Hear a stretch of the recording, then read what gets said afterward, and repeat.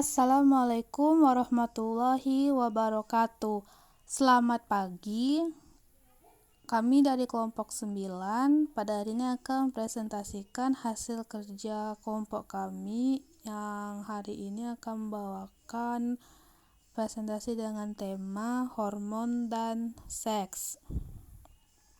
Sebelum kami memulai presentasi pada hari ini, izinkan saya untuk memperkenalkan nama anggota kelompok yang terdiri dari pertama ada Ferli Refriadi Siagian dengan NIM G1C121041. Yang kedua yaitu ada saya Uwin Preta Laraswati dengan NIM G1C121043. Dan terakhir ada Sasabila Reika Ritonga dengan NIM G1C121009.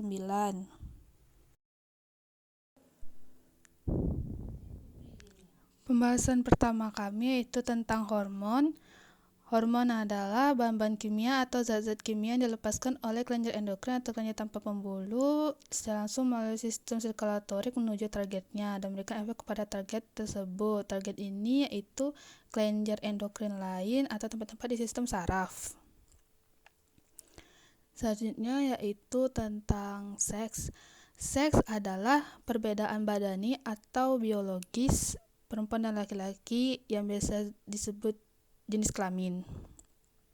Selanjutnya itu hubungan antara hormon dan seks. Hormon mempengaruhi seks dengan dua cara berbeda secara fundamental, yaitu pertama mempengaruhi perkembangan sejak konsepsi sampai kematangan seksual. Yang kedua dengan mengaktifkan perilaku terkait reproduksi orang dewasa yang matang secara seksual.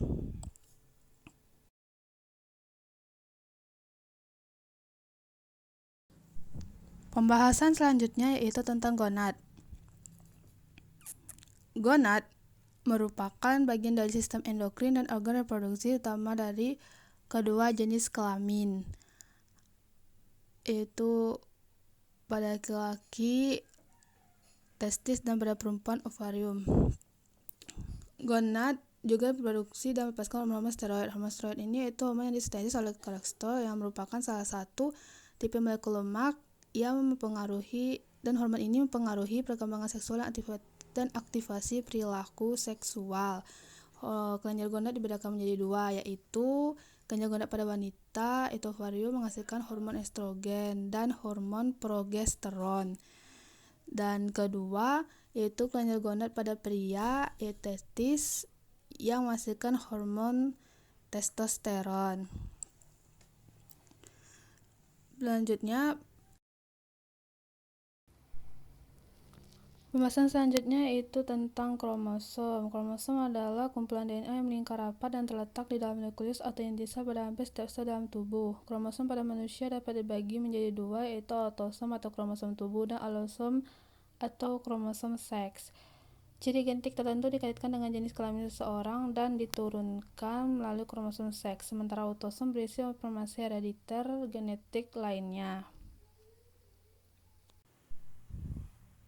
Setiap sel tubuh manusia memiliki 23 pasang kromosom. Jadi, ketika sebuah sel sperma membuahi sel telur, zigot yang dihasilkannya akan memiliki 23 pasang kromosom lengkap, masing-masing satu dari ayah dan satu dari ibu untuk setiap pasang kromosom. Kromosom X dan kromosom Y. Kromosom seks berisi program-program genetik yang mengarahkan perkembangan seksual.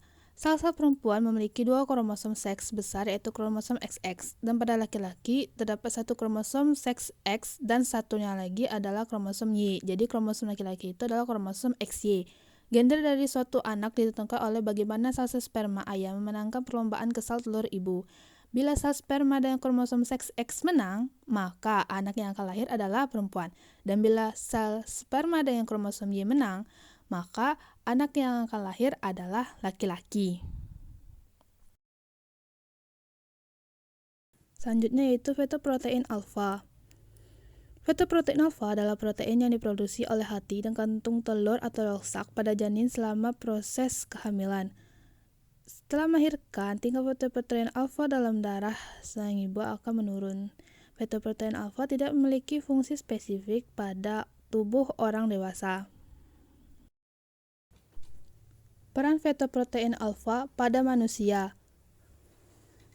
Pada pria, wanita, atau yang tidak hamil dan anak-anak, fetoprotein alfa dalam darah dapat menunjukkan adanya beberapa jenis kanker, terutama kanker testis, kanker ovarium, kanker perut, kanker pankreas, atau kanker hati.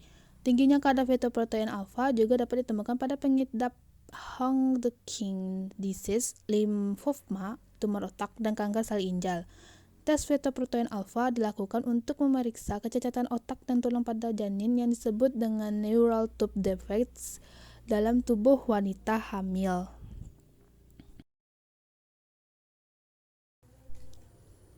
Perkembangan perbedaan seks dalam perilaku manusia yang terbagi menjadi 3, yaitu pertama ada sexual dimorphism, ada sebuah perilaku yang biasanya dimiliki oleh dua golongan yang berbeda, yaitu laki-laki atau perempuan, dan dapat dilekatkan secara tidak ambigu pada kebanyakan individu. Dalam kasus manusia, perilaku terkait reproduksi yang termasuk kategori ini, ada atau tidaknya testosteron prenatal, merupakan salah satu faktor utama dalam perkembangan perilaku tersebut. Yang kedua adalah tumpang tindih subsial antara individu dari kedua kelompok, yaitu antara laki-laki dan perempuan. Contoh, ada perbedaan seks pada perilaku manusia seperti pada perilaku bermain, interaksi sosial, reaksi terhadap rasa sakit, bahasa, koneksi, emosionalitas, sensitivitas, dan respon terhadap stres pada laki-laki dan atau perempuan. Lalu untuk yang ketiga, yaitu ada perbedaan dalam kerentanan manusia laki-laki dan perempuan terhadap gangguan perilaku. Contoh, disleksia atau kesulitan membaca, skizofrenia onset dini, gagap, dan gangguan spektrum autisme masing-masing 3 kali lipat lebih menonjol pada laki-laki, dan gangguan pemusatan perhatian hiperaktivitas 10 kali lebih banyak pada laki-laki. Pada perempuan 2 kali lebih sering didiagnosis dengan depresi, gangguan kecemasan, dan penyakit Alzheimer, dan sekitar 10 kali lipat lebih banyak didiagnosis dengan gangguan makan tertentu. Selanjutnya atau pembahasan terakhir kami adalah orientasi seksual dan identitas gender. Orientasi seksual yang pertama tuh membahas intersexed person, yang merupakan istilah untuk mendeskripsikan kondisi seseorang yang terlahir dengan dua jenis kelamin berbeda, dan kondisi sebelumnya dikenal dengan sebutan hermafrodit. Penyebabnya yaitu kelainan pada kromosomnya, sehingga yang terlahir sebagai intersex memiliki susunan kromosom X dan Y yang berbeda ketika berada di dalam kandungan. Di mana umumnya perempuan itu kromosomnya XX, sedangkan pria kromosom itu adalah XY. Orang yang terlahir sebagai intersex bisa tampak seperti pria atau wanita pada umumnya, tetapi memiliki organ reproduksi pria dan wanita. Sebagai contoh, seorang pria yang terlahir dengan kondisi ini tidak hanya memiliki penis, tapi juga rahim di dalam tubuhnya. Begitu pula sebaliknya, seorang wanita dengan kondisi intersex bisa memiliki rahim sekaligus testis pada tubuhnya. Kondisi ini umumnya terjadi karena perubahan genetik. Tanda-tanda dari intersex. Terkadang kondisi intersex tidak menunjukkan gejala yang khas, sehingga orang yang mengalaminya tidak menyadari bahwa dirinya seorang intersex. Namun, bayi yang terlahir dengan kondisi ini bisa dikenali dari beberapa tanda berikut ini, seperti yang pertama, ukuran klitorisnya lebih besar. Kedua, tidak ada lubang vagina. Yang ketiga, bibir vagina atau labia tertutup atau menyerupai kantung zakar. Yang keempat, ukuran penis kecil atau bisa disebut mikropenis. Yang kelima, tidak ada lubang atau bukaan di ujung penis. Dan yang keenam atau terakhir, skrotum atau kantung zakar kosong dan menyerupai labia. Gay atau homoseksual, yaitu istilah populer untuk orang-orang dengan orientasi seksual terhadap sesama gender, yaitu pria dan pria, yang bisa berupa ketertarikan secara seksual, emosional, dan intelektual. Penyebab seseorang menjadi homoseksual yaitu karena variasi bentuk otak, faktor genetik, dan trauma masa kecil.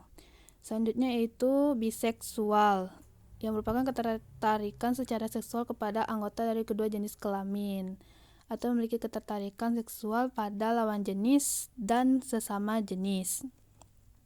Lalu untuk yang selanjutnya yaitu aseksualitas, yang merupakan salah satu bagian dari orientasi seksual yang terjadi saat seseorang tidak merasa tertarik dengan orang lain. Ini disebabkan karena orientasi seksual mengacu pada apa yang seseorang rasakan terhadap orang lain dan bukan mengenai apa yang mereka lakukan.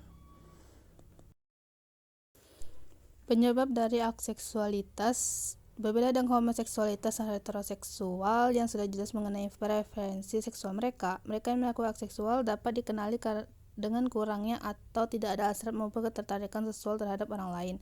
Namun bukan berarti mereka sama sekali tidak pernah melakukan aktivitas seksual sebelumnya. Identitas gender.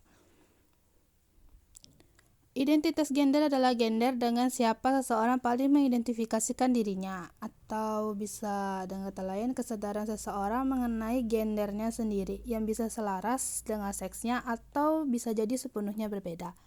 Transseksualisme ada suatu kondisi seseorang yang memiliki identitas gender yang tidak konsisten dengan jenis kelamin anatomisnya. Banyak transseksual berusaha mendapatkan operasi untuk mengubah jenis kelamin. Sebagian transseksual dengan tipe tubuh laki-laki secara seksual tertarik pada perempuan, sebagian lainnya secara seksual tertarik pada laki-laki, dan yang lain tidak tertarik secara seksual kepada laki-laki maupun perempuan, dan ini tidak dapat diubah oleh operasi pengubah jenis kelamin. Salah satu kesulitan utama dalam mengidentifikasi penyebab dan mekanisme transseksualisme adalah tidak adanya sindrom yang sebanding pada spesies-spesies lainnya atau pada manusia lainnya. Baiklah, itu saja presentasi dari kami pada hari ini. Terima kasih, maaf bila ada kekurangan.